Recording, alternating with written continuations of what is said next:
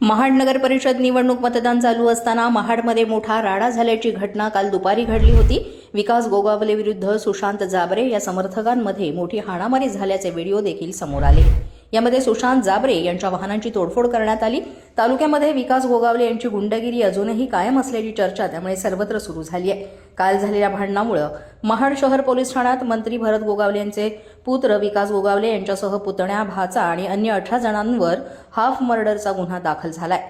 सविस्तर वृत्त असं की फिर्यादी सुशांत जाबरे हे आपल्या चालक आणि बॉडीगार्ड सोबत महाड नगर परिषद निवडणुकीचा आढावा घेण्याकरिता आले असता आरोपी यांनी संगनमत करून फिर्यादी आणि इतर लोकांना शिवीगाळ करून जीवेठार मारण्याची धमकी दिली।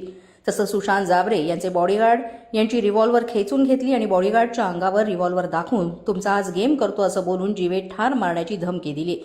त्याचप्रमाणे फिर्यादी यांची सोन्याची चैन, फिर्यादी यांचे बॉडीगार्ड, चालक यांचे एकूण 4 मोबाईल आरोपींनी लंपास केले। या प्रकरणी आरोपी विकास गोगावले, महेश गोगावले, विजय मालुसरे, प्रशांत शेलार, धनंजय मालुसरे, वैभव मालुसरे, सूरज मालुसरे हे सर्व राहणार ढालकाटी तसंच सिद्धेश शेठ राहणार पोलादपूर यांच्यासह अन्य 10 जणांवर भारतीय न्याय संहिता कलम 109(1), 61, 119(1), 126(2), 115(2), 189(2), 190, 292, 324(2), 4, 5, 6, 351(2), 3, 352 सह शस्त्र अधिनियम कलमाखाली गंभीर स्वरूपाचे गुन्हे दाखल करण्यात आले असून महाड उपविभागीय पोलीस अधिकारी शंकर काळे आणि पोलीस निरीक्षक रमेश तडवी यांच्या मार्गदर्शनाखाली पोलीस उपनिरीक्षक खुशाल खेडेकर संपूर्ण गुन्ह्याचा अधिक तपास करीत आहेत। जागृत महाराष्ट्र न्यूज, रामदास चव्हाण, महाड, रायगड।